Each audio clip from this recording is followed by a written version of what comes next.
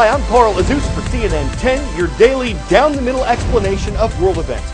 We're starting with news concerning Saudi Arabia. Significant changes are being made in the Middle Eastern country. This is an absolute monarchy. Its Crown Prince, Mohammed bin Salman, was appointed by his father, King Salman, 2 years ago. And since then, the nation has gone through what one CNN reporter describes as a top-to-bottom overhaul. We reported in late September how the government had decided to allow women to drive. Saudi Arabia was the last nation on earth where that was illegal, but it's also what experts call one of the most religiously conservative Islamic countries. And there were some Saudis who disagreed with the decision. Crown Prince bin Salman has promised to destroy what he called extremist ideologies and work to return Saudi Arabia to a, quote, more moderate Islam. He's trying to reshape Saudi Arabia's economy, reducing its dependence on oil sales.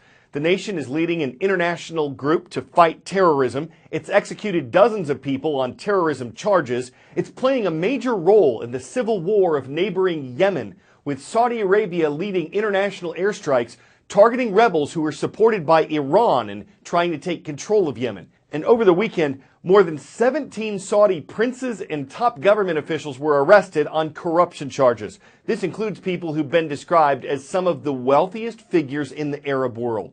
Regarding all of this, experts and observers have been using words like shocking, historic, and even revolutionary. And globally, Saudi Arabia's changes have been met with criticism as well as praise, and caution as well as trust.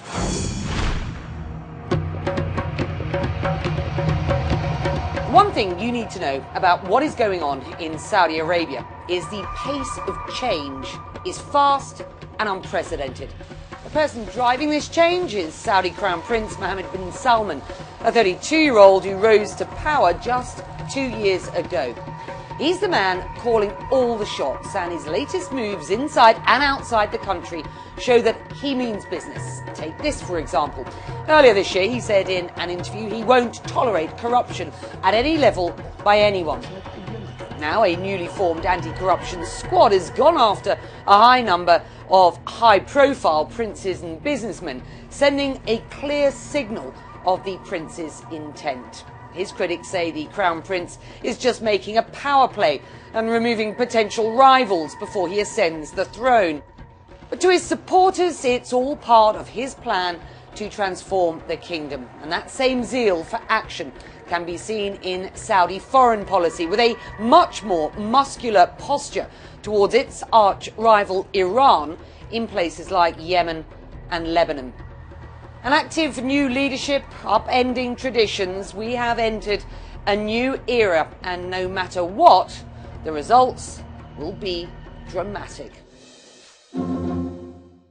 It wasn't a presidential election. That was last year, and the next one's in 2020. It wasn't a congressional midterm election. Those are every 2 years, and the next one's in 2018. But it was the Tuesday after the first Monday in November, and that means Americans across the country went to the polls. They were voting in state and local elections from Washington to Georgia.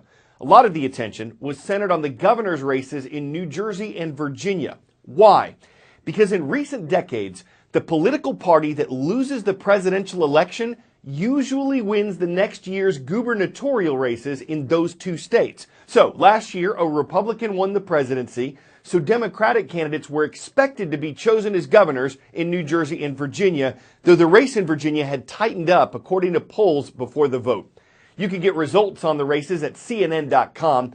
Both major parties will be scrutinizing the outcomes of yesterday's votes to help form their strategies for next year's congressional midterm elections. 10-second trivia. Which of these world capitals has the largest population? Washington, D.C., London, UK, Beijing, China, or New Delhi, India? With more than 25.7 million residents, according to the CIA, New Delhi is the most populated capital on this list.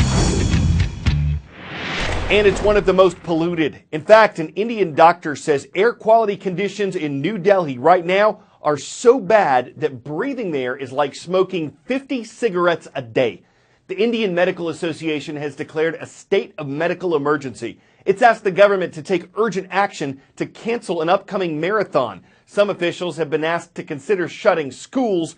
Extreme air pollution in New Delhi is nothing new. Fires, traffic, dust, industries, they all contribute. But right now, there's not much wind to blow pollutants away. And according to the British Broadcasting Corporation, Delhi's problem is worse in winter because farmers in nearby areas burn crop stubble at that time. That adds to the haze hanging over the capital. Some air quality instruments can't even measure the spikes in pollution. They're literally off the scale. The government is trying to address this by regulating traffic, but even that may not be enough. This is worse than bad. Not the traffic, actually there's less of that than normal. It's the air. To help clear it, Delhi's government says these steps are necessary. A temporary ban keeping odd-numbered cars off the road on even days and even-numbered cars off the road on odd days, in an attempt to target a toxic problem, pollution. When you walk through the streets of Delhi, you can't help but see it, of course, and smell it. But the most disturbing part is you can actually taste it in your mouth. If you're not used to being here, you can feel it burning in your throat. In fact, the city's highest court recently said that living in Delhi was like living in a gas chamber. So those are the conditions that some 20 million people face every single day. There are 9 million registered cars on the streets of Delhi. 1,400 more cars come on the roads each day. So while cars are only part of the problem, every driver is being asked to be part of the solution, and there are even people who are out here to remind you. Following the rules, Laboni Mitra takes a walk, followed by a ride on a rickshaw. Then there's a 30-minute train ride, followed by a rush through throngs of commuters and another rickshaw ride, all that to get to work. That's like 1 hour, 15 minutes to reach office. So is this working? Without taking emergency action, pollution levels would have been much higher. And so what this scheme has done is to play a role to moderate the high pollution levels. Clearly, cars are part of the city's pollution problem because of their numbers, because of congestion, because of toxic emissions. But the odd-even rule doesn't cut Delhi's pollution problem in half.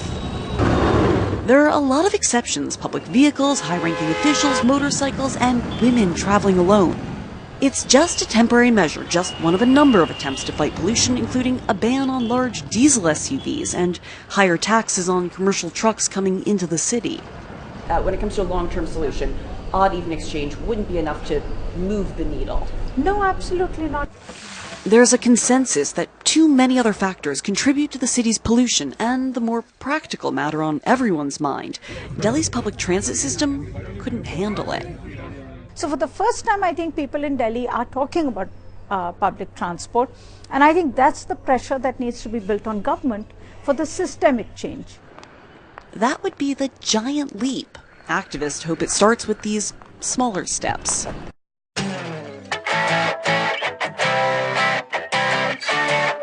Over the weekend, I had the chance to see autumn paint the Great Smoky Mountains bright yellow, orange, and red. It's a typical sight this time of year in the U.S. state of Tennessee, but not for everyone. One man who's colorblind says this looks like all one color to him. The Tennessee Department of Tourism changed that. It installed new viewfinders at scenic places that allow people with colorblindness to see the vivid changes in color. It was a first for several visitors to a spot over Gatlinburg, including a man who described it as simply awesome and said he now understands why people come up here. For the trees, of course, the changes are automatic, but all things being equinox, it's often worth the harvestment to take leaf of a city and season your life with a beauty that's easy to fall for. I'm Carl Azus for CNN10.